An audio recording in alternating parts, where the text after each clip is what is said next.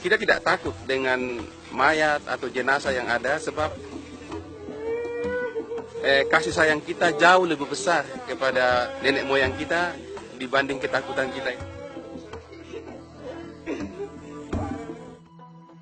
Di dataran tinggi Sulawesi Selatan, di mana kabut memeluk tebing-tebing batu kapur dan atap-atap tongkonan menjulang membelah langit, waktu tidak berjalan dalam garis lurus. Di sini, di Tanah Toraja, kematian bukanlah sebuah titik akhir yang memisahkan, melainkan sebuah koma, sebuah jeda panjang dalam percakapan abadi antara mereka yang menapak bumi dan mereka yang telah berpulang ke alam keabadian atau puya. Bagi masyarakat dunia, perpisahan dengan orang tercinta seringkali ditandai dengan tangis dan penutupan peti mati selamanya. Namun bagi masyarakat Toraja, cinta kasih tidak mengenal kadaluarsa dan hubungan darah tidak terputus oleh henti detak jantung. Inilah kisah tentang sebuah janji yang ditepati melintasi zaman, sebuah ritual yang bagi mata orang luar mungkin tampak tak lazim, namun bagi anak cucu di Barupu dan Pangala, ini adalah wujud tertinggi dari bakti dan kerinduan.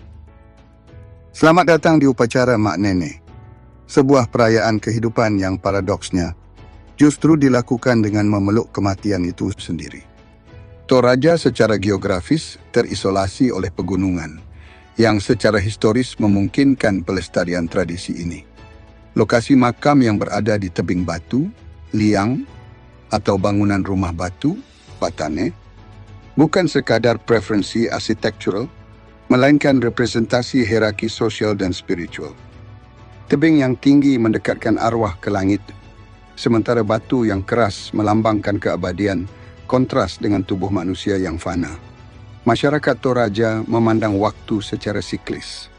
Kehidupan dan kematian adalah putaran roda yang saling memberi makna. Narasi waktu tidak berjalan lurus mengacu pada fakta bahwa leluhur masa lalu tetap hadir di masa kini melalui ritual ini. Mereka bukan sejarah, mereka adalah keluarga yang sedang istirahat.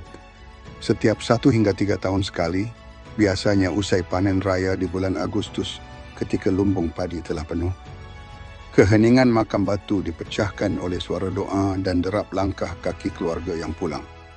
Pintu-pintu patane yang selama ini terkunci rapat kini dibuka lebar, mengizinkan cahaya matahari menghangatkan kembali udara dingin di dalamnya.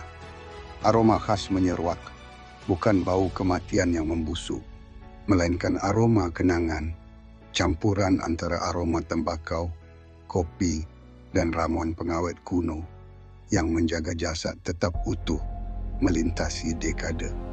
Dengan kehati-hatian seorang ibu yang menggendong bayi peti mati atau erong dikeluarkan dari peristirahatannya. Inilah momen reuni fisik yang mendebarkan ketika sekat antara dunia fana dan baka diruntuhkan dan wajah-wajah yang telah lama pergi kembali menatap matahari bersama anak cucu mereka.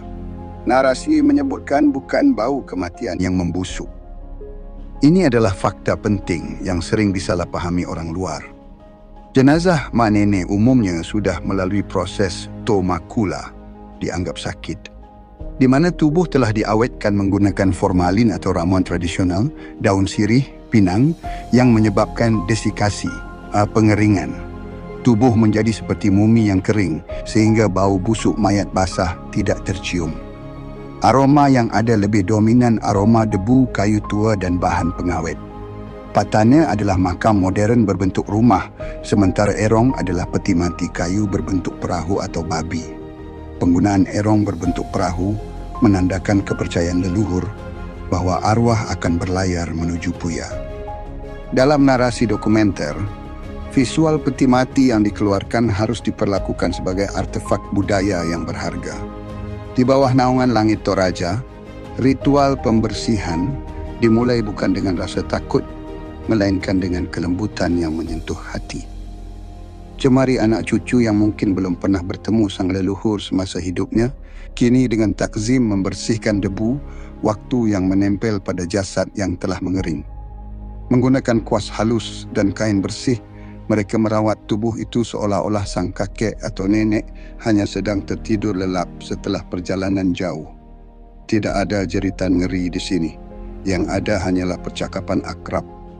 Anggota keluarga bercerita tentang kabar terbaru, tentang kelahiran cicit baru, atau tentang keberhasilan panen, meyakini bahwa roh leluhur hadir mendengarkan setiap kata.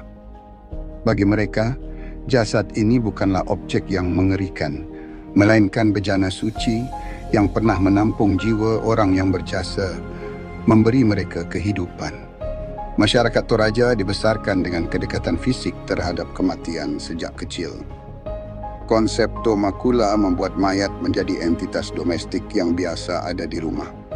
Oleh karena itu, saat mak nenek, rasa jijik atau takut digantikan oleh affection, kasih sayang. Sentuhan fisik ini memiliki fungsi terapeutik, mengkonkretkan rasa duka dan cinta menjadi tindakan nyata. Setelah bersih, tibalah momen transformasi.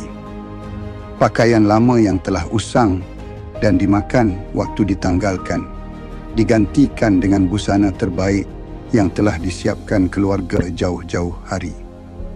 Sang ayah kembali gagah dalam setelan jas lengkap, dasi dan kacamata hitam seakan siap menghadiri pesta perayaan.